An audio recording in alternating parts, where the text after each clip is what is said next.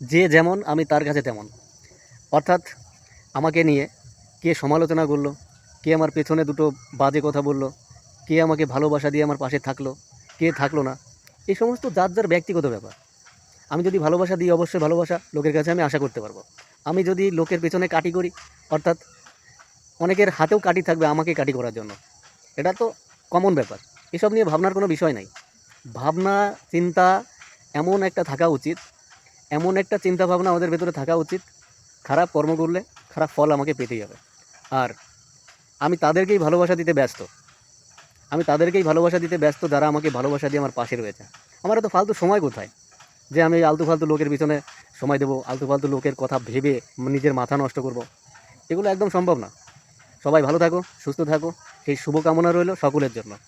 এবং বাঁশ যদি দিতে চাও, বাঁশ রেডি আছে, খাওয়ার জন্য প্রস্তুত থেকো। টাটা।